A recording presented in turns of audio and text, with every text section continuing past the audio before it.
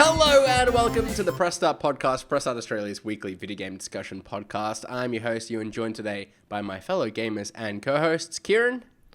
Hello. Shannon. Hello. And Hello. James. James, I love the latest addition to the podcast. Who have you got over your shoulder there? What's his name? Is it Lammy? I'm gonna make it up. It's Lammy now. I was going to say Lammy as well, so maybe there's some truth to that. He rocked up last week. From Cult of the surprisingly. Lamb, Yeah, of course. Did you order that from the Devolver store? Is that what they they were like selling limited those? or something? The And I was plush like, toys? oh, limited. I have to buy it. And then I did, and shipping was like $50, but it's a small price to pay to Oh have my god. a lamb watch you sleep every night. So I love that it sits amongst all of your kind of Resident Evil statues. It's a good addition. all the classic And you got some gaming really good greats stuff up there. Yeah, too. for sure. Yeah. If you want to see what the hell we're talking about, you'll need to tune into the new wow. video version of the podcast, which So continues it's up to over me on our to provide YouTube. these visual, Yeah. enticing bits. Oh, yeah. Always, well, James, OnlyFans always. coming soon. On the show this week, we're going to be talking about the PlayStation State of Play that happened a few days ago, including Suicide Squad and the Pokemon Day Direct. But if you're looking for our thoughts on the Final Fantasy 16 preview, you'll need to look for the article on the website and a preview video that we're going to be releasing over on YouTube as well. Heaps of video content for you to go and consume. And we may have another preview coming out later in the week that I can't say all too much about as of now. But right before we started recording, though, we got some very exciting news, and that was that the long-speculated expansion to Elden Ring has been confirmed to be in development. It's called Shadow of the Erdtree. And Kieran, first to you, where are your excitement levels at for this expansion? Super high. You, of course, platinumed Elden Ring, right? When it Yeah, came I out? don't think I'm gonna go back to that game, to be honest. Really? Yeah, I think I had enough when I did that. So you're I don't know, excited for maybe- the expansion, but you're not going to go play it. I think when I see it, I think that'll be the clincher. Like hearing about it, I'm like, oh yeah, cool. We kind of expected that. I think I'll Yeah. need to see it to actually be excited. What do you think it would take, or do you not know? Like, you just have to be sold. Just something different, you know, something different to. I mean, I guess there's already a lot of variety in that game, but just something different. Yeah. Well, James, do you have any theories about what the expansion might be and when it might materialize? Perhaps Kieran's got some time to recover from the trauma, apparently. What was the first playthrough? I don't really know. I don't play I've never played like a FromSoft piece of DLC before, so I don't really know what to expect. I'm assuming it's just more, right? Like a new area to explore, new bosses and stuff. Was there anything hinted at, like in the I'm not core like game? one of those, I like- obviously did not get through. I'm not like a sweaty lore person, so like I don't know. I don't like take it in and go and watch videos and put it all together. Like I just enjoyed the game, and I know the basic story, so like I'm not sure where it could go. I'm sure somebody does.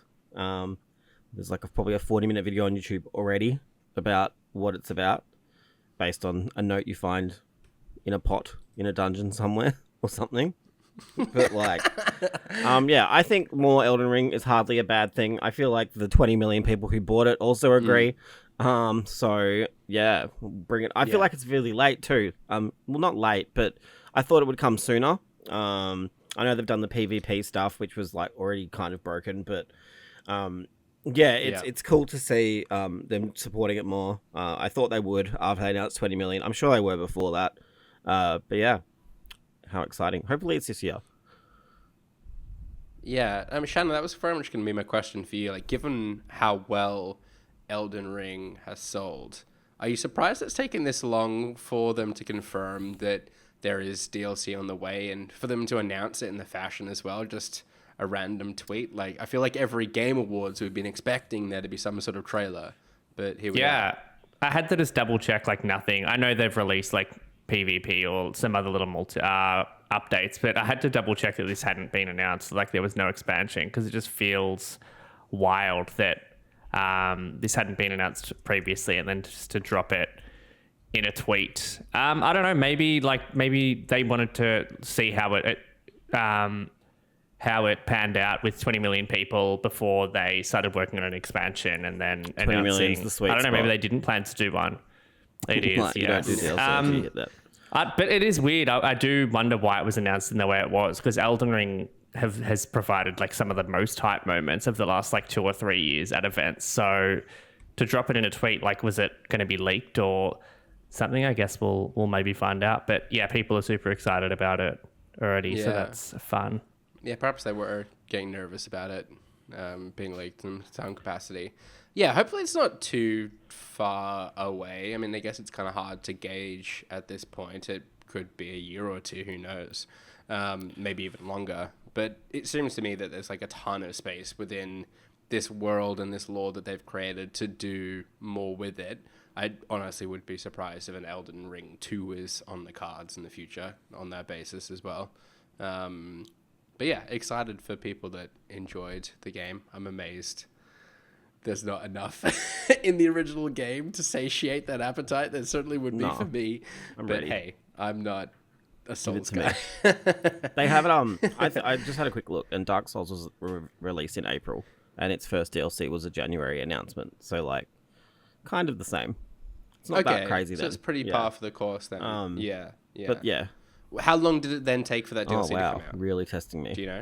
No, Sorry, I I'll can ask you to let do me some just look research at on the right spot. now. I've got it up. 2 months after that, but I get the vibe that's not happening. No, Right? yeah, Yeah. surely not. You wouldn't say in development in that case. I mean, they wouldn't be like it's finished. Interesting. To be fair, would they? Like, Well, no, but you might. But you can't have like it. coming this year or Yeah, right. something. Like not necessarily a hard and fast release date, but like a kind of time frame. very interesting. The fact that there's none of that tells me it's a little while Wheels away. of time But keep anyhow, turning. that- I don't know what that has to do with anything. Well, in the spirit of keeping on turning, let's keep this show rolling and move on to the next topic that we had to discuss today. And that is PlayStation State of Play, which happened not long after we recorded the last episode, I think, but plenty to discuss. James, you wrote that Capcom carried it, so I think it's safe to assume you enjoyed the State of Play. Is that right? He would have written that before he even knew what was in it, just as like a placeholder. I write it in every the every subheading roundup to his starts wrap-up. with that, like in the intro. I just write Capcom carried it. If Pokemon I will Direct. say, like, after any event, look for the roundup because it's more often than not written by James, and it's just absolute insanity in there. Depends on how I'm feeling. But anyway, what was your question? Did I like it? No, I didn't. I Yes. thought like the it's hard to explain, but it's none of it was like super surprised. Yeah, was I don't know. underwhelming. I don't know how to explain it, but it's just like I really liked what Capcom showed. It was like half stuff I'd already seen, half stuff that I hadn't seen but it was leaked. Like it was kind of like it was okay, but like the trailers were pretty good that they put out. I feel my biggest. Which stuff is it you're exactly referring to of the Capcom stuff? I don't. We're talking about it later, I think. But like Resident Evil 4, I'd seen some of that already. And with the Street Fighter stuff, they had all leaked previously, so like it wasn't like really surprising for me. But like a lot of like my friends have said that they thought that trailer was really cool. So obviously they did something right. If you had not seen it before, because I haven't seen it edited together, not like that. I was just in it like long. But overall, like I thought it was okay. I really, really wanted them to put in some good reasons to buy a VR. Like I know I've already bought one, so it doesn't really matter. But do you know? Like I feel like the other people VR to buy showing one. was like not as strong as I thought it could be. But then at the same time, if you were to ask me like, what do you want? Like I don't really know. So yeah, I think it was like okay. Like I'd give it like a B on if we were giving it alphabetical rankings. It's not a terrible It's not score. bad. I'd be Yeah, pretty like, I happy wasn't. with a I wasn't B. like sitting there during a 15-minute. Well, actually, I just remembered the end. But we'll talk about that later. But until the very end, I wasn't sitting there being like, "Can this just end already?" Like you know how like sometimes we sit through these events, especially like the opening night lives, and they have that 20-minute like KRPG kind of section of this game that none of us are ever going to play, and you just get bored and wish you were asleep. but like, I didn't feel that way. So, can somebody else talk? Because I'm just vomiting.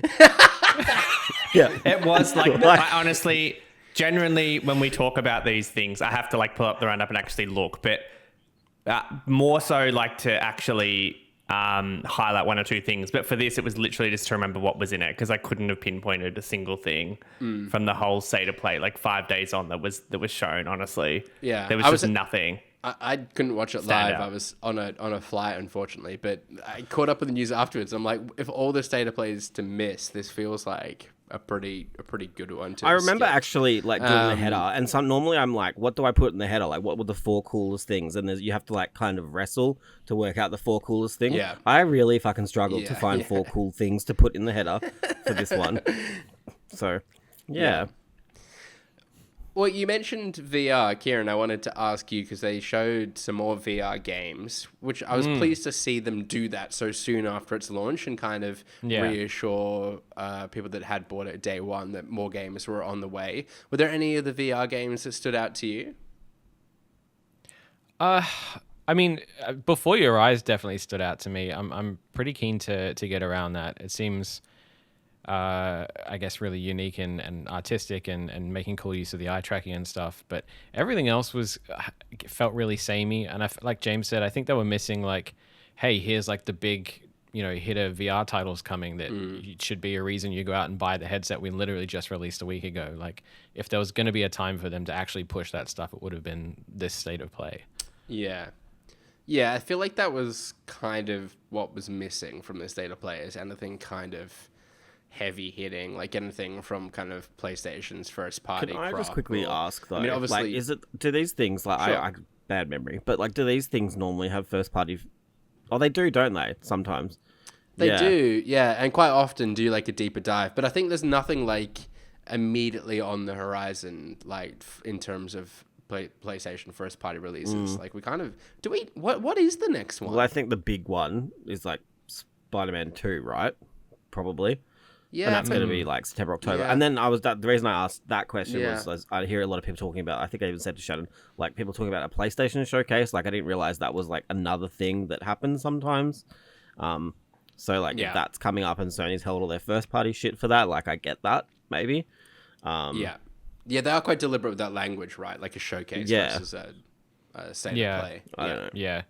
I feel like there's nothing wrong with doing like these kind of smaller, more third-party focused ones, but they needed. there wasn't like a real big like show card that they're like, hey, we dropped this. Like it was just all kind of like, here's the stuff we kind of have lying around. I think they thought they had something. Like, Well, yeah, and that was obviously Suicide Squad, which I want to kind of touch on as well. That I suppose that was the obvious kind of big thing and the thing that they seem to afford the most time in the state of play. This is the kind of deepest look of Suicide Squad we've sort of had. We've had so many questions revolving around it for so long. But Kieran, having seen more of the gameplay, what did you make of the game? Yeah, I remember us Therein lies the discussing issue. this. I remember us discussing this in one of the earlier podcasts and talking about the live service aspects and stuff. And pretty much everything I didn't want to be in that look at the game was in there. So it was kind of disappointing. And also like I was like you and I was in the air when this actually went down, so I watched it back later and I didn't watch the full Suicide Squad like 15 minutes or whatever it was because it was edited so annoyingly. It wasn't like here's what it looks like and feels like to play the game. It was here's like 20 different vertical slices of the same mission. Like all like stitched together. But yeah, all of the live service stuff they showed, all of the menus and gear and battle passes and all that stuff turned me right off. Yeah, like the sequence that I'm still sort of remembering is kind of, that cityscape where it's cutting between the different characters. And all I can remember thinking is like, I'm not seeing like radical differences between these characters. And it just kind of felt like more of the worst aspects of like the Division or Destiny or something like that, where it's like the gunplay and the gameplay and stuff looked fine, but is this all I'm gonna be doing for 20 hours to kind of grind through the story and get my gear score to like wherever it needs to be to do a handful of kind of end game missions. Yeah, I wasn't thrilled by what I saw, truthfully. Shannon, what about you? How did anything about Suicide Squad grab you?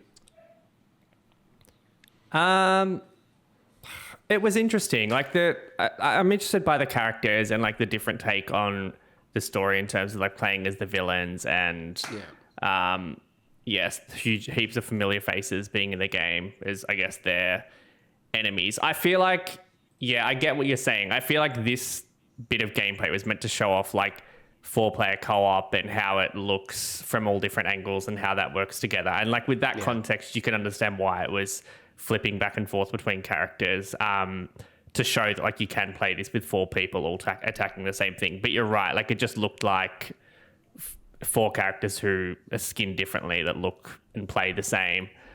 I guess I'm just shocked still. Like if this was any other studio, I'd be like, yeah, this is probably what I expect from this type of game. But from what Rocksteady have done in the past and the fact that they've been working on this for like 6 or 7 years, like I'm just shocked that it's hard to imagine that this is what they wanted to do, to be honest, as a studio. Like it's hard to imagine there wasn't like outside factors that played into like decisions around like gear and loot and a lot of this. But I'm still hopeful the story will carry it through. Yeah. I mean, given like how much kind of, I don't know what the right word is, but like character, like the early Arkham games kind of had like this, like there's such a personality to those games. I don't know if that's kind of right, like a stylistic sort of thing. I just don't see any of that in what we've seen in Suicide Squad so far. Is that just because of the characters, do you think? Like that's similar to Gotham Knights, like just because you're not playing as Batman or whoever it is in that world, Wonder Woman or some of the more popular characters. I know like Harley Quinn. I would argue in Gotham Knights, the gameplay of that, every character was still distinct. I feel like all that was in this footage is like 4 people or 3 people and a shark, like high jumping and shooting shit. Do you know what I mean? Like it's like that's what I would expect Deadshot to do. But like I would still the other 3 I feel like would probably do something a little bit different. And I recognize that's hard. And I've always said that before even like Avengers came out. I was saying that like it's hard to get all these different characters and have them each have a moveset that's balanced. But then don't do it. Like if you can't do it, like do you know what I mean? You're right. If it's just like just make a Harley Quinn game or something. Yeah, like or just 100%. I think on the whole, like Avengers actually did a pretty good job of that. Like each character kind of I feel agree. different to play, Even and Gotham maybe they did. just can't like maybe just with this trailer they can't show too much and kind of play their whole hand, and I get that. Well, like mate, you've got to it's out in save 3 some months. stuff to discover in the Play game. all of your cards. but- Like it's Yeah, like nothing for like I a think year, they need to and then show a little bit more if that's the case. I don't think that's reasonable. But James, I did want to ask you about the live service element of this because My favourite. I feel in the last kind of 2 weeks we've heard both Redfall and now Suicide Squad are gonna require an internet connection even if you're playing single player. Is this still like an argument worth having in this day and age? Do you think this is still an annoyance, or regardless if you're a strictly single player game or not, in all likelihood are you still gonna have an internet connection established? How do you feel about it? like I personally am like I'm always connected to the internet. Like I've got a friend who lives 4 hours out and he's still got internet. Like he's in the most shithole town I've ever been to in my life, and I can still play an online game there. What's the name of that town, just for the podcast? Anyway, but yeah, so I am always connected. I think, like, unless I don't know, I get conscripted and go fight somewhere for my country. Like, do you know what? I'm trying to think of like a situation like where I wouldn't have the internet. Like thinking about it properly, like I is am it thinking about possible it to do a properly. game like this with? No. I know, I agree with what you're saying, but actually thinking about it, like, is it possible to even do a game like this that has like loot and stuff that's constantly being updated without always being connected my to things first there? thought Like, it's just not. it's just some way. Like the cynical part of me says, so like you can sell some legendary gear as an example, and then you could have it, and then you can maybe go offline, give it to someone else potentially, or something like that. and then that person, do you know what I mean? Like it's a way to kind of track purchases and keep track of inventories and stuff. Like a lot of games do that. But then the gear might not even be droppable by players. But Borderlands used to do that, and it was like pretty like exploitable, I guess. I don't really know why. I don't see the purpose. Like, surely, like for these companies who are I mean, every company is motivated by money, but like especially Warner Brothers. Like, I think like it would cost you less to not have to maintain servers for this game for like people who are playing it solo. Like, I don't understand the reason behind that. And like going back to Redfall, like I think it's less. It's more egregious with Redfall. Well, actually, it's both of these games are made by studios who typically do single player stuff. So I agree with Shannon. Like I think there's definitely external factors or like forcefulness here. It kind of makes me worried. Like, I really hope I know Mortal Kombat 12 was like accidentally announced last week and same publisher. I really hope that doesn't kind of trickle its way into Mortal Kombat. Even though 11 already was a bit like that, you couldn't do a lot of shit without the internet. As simple stuff as much as like changing your skins. It's going to be a 4-player co-op game. If it's a fucking game as a service, like, I'm done. Like, I'll eat my arm and run away. I don't know. I don't know. Yeah, anyway. These are some very UNS comments. Yeah, I know. I'm feeling very out of sorts. I'm very uneasy, if I'm being honest. Because I really thought I was excited for this game. Like, I know I'm like, oh. Like, nothing about it excites me. Like, you can wear gloves that do better damage against Batman-infused enemies. Like, that to me is, like, so... Just, like, the you know... Batman-infused enemies. The epitome of what's, like, wrong with, like... And that's what happens, right? When, like, you start making a game years ago when all of these trends, like, are happening. Yeah. And then... Yeah. We get to this point and everyone's, like, already fucking over it because everyone's already destroyed the concept. And now we got this... But that's what's so sad because Rocksteady were like trendsetters. Like they literally invented like this category. Okay, they elevated this type of like superhero game in ways that we haven't seen before. That's such a weird thing to. I'm not having a go. I'm like, just. What is I was just against that? How can you disagree with that? Anyway. I think I'm hopeful. I feel like, I'm hopeful they're getting the bad stuff out of the way, and then we'll see some more character stuff in the future. But like James said, like this is the game that's right around the corner, like not years away. Yeah. My sort of hope is that at the end of the day, it's Rocksteady, and we don't have a reason, I don't think, to distrust them as of Unless yet. you're James, and then apparently you've got plenty of reasons. But we've seen that backfire. Like, you know, BioWare had a lot of goodwill before Anthem, and, you know, and Project Red before Cyberpunk. Granted, with Anthem as well, thing, like, but I feel like the underlying mechanics of Anthem were good. It was just that like service element that was just shit, and I just can't help but feel it's going to be the Probably same. A few parallels we could make to Anthem, actually. Like the gameplay did look rather similar at times. Yeah, I don't think this is going to have the support it needs to justify having its game as a service shit. Personally, yeah. The only other thing I was going to say on this is with the regards to the online connectivity part. Seeing as you've just mentioned, or I mentioned Anthem, it's jogged my memory of like how interwoven the kind of cooperative side of it was to the kind of core progression of the game. And it was super frustrating because obviously when we're reviewing these games, a lot of the time we're playing through it solo. We don't have a lot of choice to play it cooperatively. And when you're trying to get through rather grindy portion of the games that are clearly kind of set up to play through as a unit, it's so frustrating. And so if they're kind of using online connectivity to try and push you towards co-op repeatedly, even if it's like kind of pre-filled like playlists or matchmaking, that sort of thing, or even just kind of pop-ups or alerts to people in your friends list being online, like I just think that detracts from what would otherwise could be a compelling single player experience. That's another kind of concern I have, separate to everything I James just mentioned like as well. I just think if you're Rocksteady and you're making your next big game knowing that in 4-5 years time, and that's being generous, like it's not going to be playable anymore, that must suck as well. Yeah, true. Especially, I still know people playing the Arkham games repeatedly, especially Yeah, kind of exactly. given that they have that fan base already. It's a very good point. Just look at Babylon's Fall as all things that could go wrong with this in the future. Can we stop having games that go wrong? I just want every game to be great, please. That would be great. Anyhow, let's move on and talk about February's 2023 Pokemon Day Direct, another announcement event of sorts. I don't know what I'm doing with my hands, waving them all about the place. It's the visual pressure. I don't know what to do with my The visual body pressure. either. Shannon, the Pokemon Day Direct, did it live up to your expectations? Did you have any expectations? Were you hoping for anything in this? a very negative I didn't podcast. really have any huge expectations. I think I spoke to James and Kieran briefly before it was on.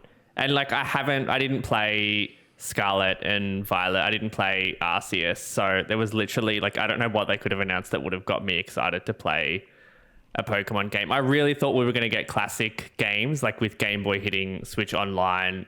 That seemed like a no-brainer, but like the Pokemon company, Nintendo, being what they are, like that was way too wild of an expectation. And I'm still really hopeful for Let's Go Gold and Silver. That's like probably the last Pokemon game I played as a child before I fell off that franchise. So that's probably the one thing that I would have really just liked to see as like a nice nostalgic Pokemon game that I would have played. Otherwise, everything felt like what you'd expect to see. Anything they do can just print money. That's the sad thing with this, I guess. James, I suppose the biggest announcement was probably the expansion of Scarlet and Violet. Do you think this is the sort of release you were hoping for this year? I know we kind of speculated about whether or not we might see another Pokemon title later this year. Are you pleased to see these two games getting support? Yeah, I thought this would happen because it's the same kind of like process as Sword and Shield, you know, like the mainline game and then the next year is DLC.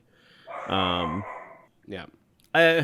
Like for me, no, like I don't care. Even though I really like Scarlet and Violet, like I know it had its, you know, visual problems and ran like shit, still does. And there's glitches in the raids, but overall, it's like I actually still enjoyed the game. It's probably the most I've played a Pokemon game in a while. I know a lot of people did. I'm amazed like so many people persisted through the performance issues and stuff. Yeah, I mean, Like- I don't know. I think at the end of the day, I've always been like, if a game, like I'm playing Wild Hearts and that's got like horrible performance issues, but like the game itself is fun, so like that doesn't fuss me as much. And I think a lot of people, especially Switch people, might feel that way too. They might be used to it by now. Like, you know, I played Bayonetta 3 at 3 FPS. Like, it's fine. I think It's a motion comic. yeah. I do kind of wish they had some kind of side game of some sort. Like I know that's maybe expecting a bit too much, but like you've got you know, Mystery Dungeon, Pokemon Stadium, like so many other little side games that they could really pull from. I don't think Snap did Snap do well from memory? Does anyone know off the top of their head?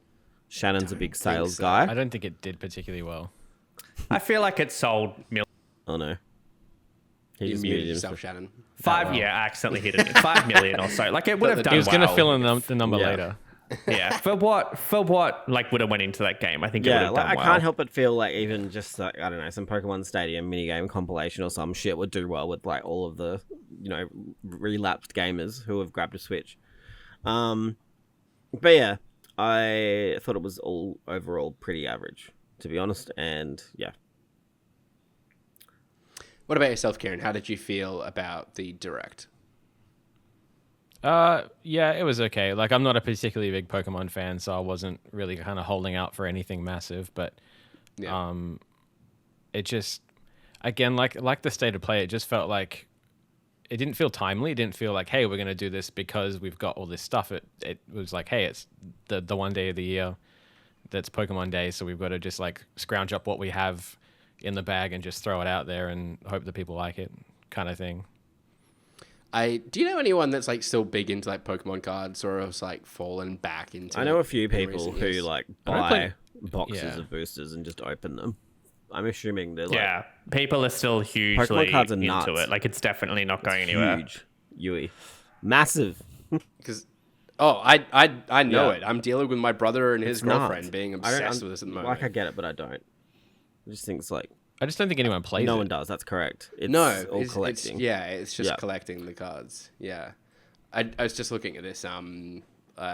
Was it the classic game card game Yeah. classic premium set? It's a word jumbled, but yeah, that kind of thing looks like it would have set a group of people's world on fire. But yeah, otherwise not a whole lot setting my world Nothing on at fire all. out of this direct. But in the spirit of Pokemon Sleep, which did get some new trailers in the direct, I wanted to ask the three of you, which Pokemon would you prefer to sleep with? I think Shannon Kieran, I'll start Shannon with wanted you. to clarify the nature of this question. Yeah, I did. I read it. I peeked down a few It's you rapid mean? fire. minutes No ago. clarification. In Yeah. the spirit of Pokemon Sleep, like You don't have to Kieran. justify it. You don't have to explain it. There's no justification. All right? It doesn't matter what I say. Ditto. Oh, Ditto. that's interesting. Okay. Rapid fire. Can't explain why. That's it. Can you say who Ditto will turn into? No. Me. Interesting. Shannon, what would be your Pokemon of choice? There's too many. Well, I've had a good 10 or 15 minutes to think about it. And yeah, I've whittled it down to two. I went Licky Tongue and Ekans. I'd take both.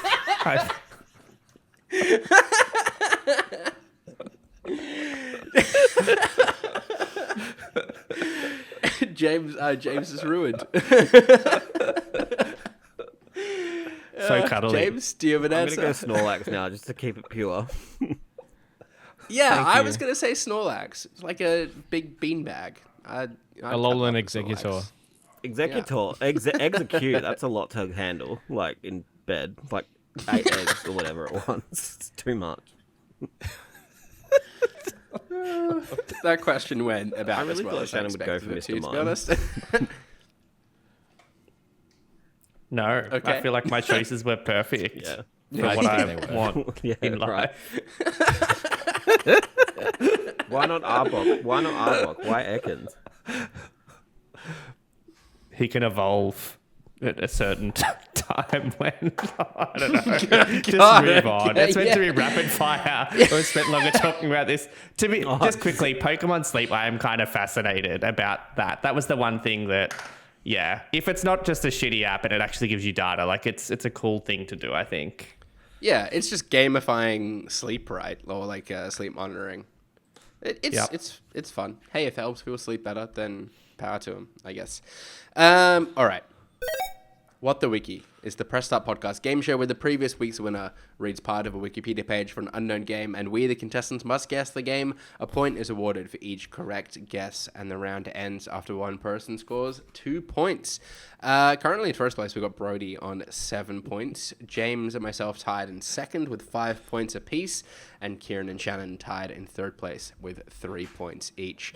As last week's winner, Brody ought to be in the hosting chair today, but couldn't be with us, sadly, so James has kindly volunteered to be the host. James, the show is Absolutely yours. is, and we will get to it in a second. Did you remember that you were hosting I did. today? I'm just quickly finding a third game, Okay. and then we'll be on our way. So how is Lovely. Is that a pew emoji you've it? got? Is that was for the on your, Pokemon? That microphone was for the today? Pokemon bit, but we'll change it to a fire now because why not? I'm sorry to No, distract that's you okay. from your search in the game. All good. It's my fault. What does everyone think of Mortal Kombat 12? It's exciting. I feel like we just wrapped up 11, but let's do it They wrapped again it up like 2 years, 3 with years a ago. WB twist. Oh. I feel like this is a good year for fighting game fans. I am not one of them. I think Tekken's next year as well. I those think that everyone are keeps well thinking done. it's this year, but I don't think it is. So it's just Street Fighter 6 this year as well as Mortal Kombat? Yeah, I think that's that's my prediction. Yeah. That's my hot pick. Your yeah. hot pick. I love it. Cool. Kieran, whilst we fill I'm time... done. Oh, you ready, James? Yeah, sorry, Kieran. Okay, Don't speak cool. to Kieran. Sorry, take it away. Okay. Okay. Poor Kieran. I was going to ask him about his colourful shirt. Oh, well, you can do that if you want. I think love the it. Tell me shirt's about answered everything that you need to know about it. Okay. James, Yeah. take it away. Okay. Okay, let's go. Like the previous 3 games in the series, the game is a 2.5D fighting game, alongside the returning fatalities, brutalities. Kieran. Yes, K Digger. Oh, nah, you ruined it by talking more. No. People always say that to me. Shannon. Mortal Kombat 4. No.